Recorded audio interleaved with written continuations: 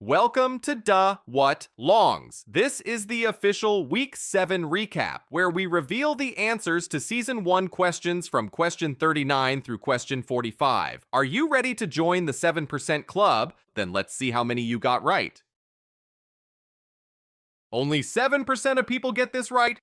Which gas do plants release during photosynthesis? Is it A, oxygen, B, carbon dioxide, C, nitrogen, or D, hydrogen? Comment your answer below. It's not nitrogen. Even though it makes up most of the air we breathe, plants don't release it. In fact, they rely on nitrogen-fixing bacteria in the soil to make it usable for growth. It's not carbon dioxide, that's actually the gas plants absorb. They pull in carbon dioxide through tiny pores in their leaves, called stomata, and use it to make sugars during photosynthesis. Think you're 7% club material? Subscribe and prove it tomorrow. And it's not hydrogen. While hydrogen is part of water and essential to plant life, it isn't released as a gas. It stays locked inside the molecules plants use for energy and structure. The correct answer is oxygen. Through photosynthesis, plants convert sunlight, water, and carbon dioxide into glucose, their food, and release oxygen as a byproduct. That oxygen fills our atmosphere and sustains nearly all life on Earth. Every breath we take is thanks to this natural process, proof that plants are the planet's silent life support system. Missed this one? Catch today's question. Links pinned in the comments. Remember, if you don't comment your answer for the current short before the next short is released, we can't count it. So don't just think it, comment, and join the 7% club. Only 6% of people get this right. What is the name of Harry Potter's pet owl? Is it A, Errol, B, Hedwig, C, Crookshanks, or D, Scabbers? Comment your answer below. It's not Errol. That clumsy elderly owl actually belongs to the Weasley family. Errol is famous for crashing into windows, furniture, and just about anything that stands between him and a delivery. Reliable? Not exactly. It's not Crookshanks. That's Hermione Granger's clever half-Kneasel cat. With his flat face and uncanny ability to sense trouble, Crookshanks was the one who didn't trust Scabbers long before anyone knew why. Think you're 7% club material? Subscribe and prove it tomorrow. And it's not Scabbers, Ron Weasley's pet rat, or at least he seemed to be. Fans know Scabbers turned out to be something far more sinister, the animagus Peter Pettigrew hiding in plain sight. The correct answer is Hedwig. Harry's snowy white owl was more than a pet. She was his first real friend in the wizarding world. Intelligent, loyal, and fiercely protective, Hedwig delivered letters, kept Harry company during his darkest moments, and became a symbol of his innocence and courage. Her loss later in the series hit fans, and Harry, right in the heart. Missed this one? Catch today's question. Links pinned in the comments. Did you get it right? Only correct comments, left before the next short is released, counts toward the 7% club, so don't miss your shot to join the 7% club. Only 5% of people get this right. Which country has won the most FIFA World Cups? Is it A, Germany, B, Argentina, C, Brazil, or D, France? Comment your answer below.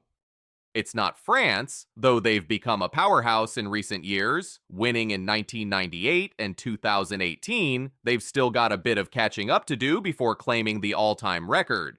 It's not Germany, one of the most consistent teams in tournament history. They've lifted the trophy 4 times, tied for second place. Their discipline and strategy have made them legends, but not number 1. Think you're 7% club material? Subscribe and prove it tomorrow. And it's not Argentina. Led by icons like Maradona and Messi, they've captured 3 titles, including their emotional 2022 victory in Qatar. But even with that incredible run, one country still stands above them all. The correct answer is Brazil. With 5 World Cup wins in 1958, 1962, 1970, 1994, and 2002. Brazil is the most successful team in World Cup history. Known for their samba style, creativity, and pure flair, Brazil gave the world legends like Pelé, Ronaldo, Ronaldinho, and Neymar. No other nation has matched their combination of passion, skill, and joy for the beautiful game. Missed this one? Catch today's question. Links pinned in the comments. We had some great guesses this round, but if you didn't comment, it doesn't count. No comment means no recognition. Want your name in the 7% club next week? You know what to do? Only 4% of people get this right. Which TV show featured Timothée Chalamet before he became a movie star? Is it A, Gossip Girl, B, Modern Family, C, Stranger Things, or D, Riverdale? Comment your answer below. It's not Stranger Things. Though he'd fit right in with the Hawkins crew, Timothée never appeared in the hit Netflix series. The show did, however, launch careers for other young stars around the same time he was breaking out. It's not Modern Family. That one's known for comedy and family chaos, but Chalamet's acting roots leaned more toward drama and indie projects. No cameos from him in the Dunphy household. Think you're 7% club material? Subscribe and prove it tomorrow. And it's not Riverdale, the dark teen mystery show based on Archie comics. While Chalamet could easily play a brooding Riverdale character, he never joined that cast either. The correct answer is Gossip Girl. Before his big screen fame, Timothée Chalamet appeared in the hit teen drama Gossip Girl in 2012, playing Serena van der Woodsen's friend, a snarky classmate named Oscar. It was a blink and you miss it role, but it showed off his early charm and confidence. Years before Call Me By Your Name made him an international star. Missed this one? Catch today's question. Links pinned in the comments. Remember, if you don't comment your answer for the current short before the next short is released, we can't count it. So don't just think it, comment, and join the 7% club. Only 3% of people get this right. Which plant has the largest floating leaf? Is it A, the mangrove, B, the water lily, C, the lotus, or D, the hyacinth? Comment your answer below. It's not the lotus. Though it's one of the most famous aquatic plants, known for its beauty and spiritual symbolism, its leaves are much smaller, only about 2 feet wide at most. It's not the mangrove. These incredible trees grow in coastal swamps and help prevent erosion by trapping sediment with their roots. They thrive in water, but they don't float. Their leaves stay above the surface. Think you're 7% club material? Subscribe and prove it tomorrow. And it's not the hyacinth. The water hyacinth does float, but its leaves are small and clustered, more known for their purple blooms than for size. The correct answer is the water lily, specifically the Victoria amazonica. Native to the Amazon River basin, this giant water lily has leaves that can reach up to 10 feet, 3 meters across, and support more than 65 pounds of weight. Its leaves are so large that Victorian explorers once claimed you could sit a baby on one, though we wouldn't recommend trying it. The plant's beauty and strength make it one of nature's true floating marvels. Missed this one? Catch today's question. Links pinned in the comments. Did you get it right? Only correct comments left before the next short is released counts toward the 7% club, so don't miss your shot to join the 7% club. Only 2% of people get this right. Which desert is the largest on Earth? Is it A, the Sahara, B, the Arabian, C, the Antarctic, or D, the Gobi? Comment your answer below. It's not the Gobi Desert. This one sits between China and Mongolia, known for its extreme temperatures that swing from blistering heat to freezing cold. But even then, it's much smaller than our true record holder. It's not the Arabian Desert. Located on the Arabian Peninsula, it's known for scorching temperatures and endless dunes. But at just over 2 million square kilometers, it's nowhere near the largest. Think you're 7% club material? Subscribe and prove it tomorrow. And it's not the Sahara, though it's the largest hot desert, stretching across North Africa and spanning about 9 million square kilometers. It's still smaller than the frozen desert at the bottom of the world. The correct answer is the Antarctic Desert.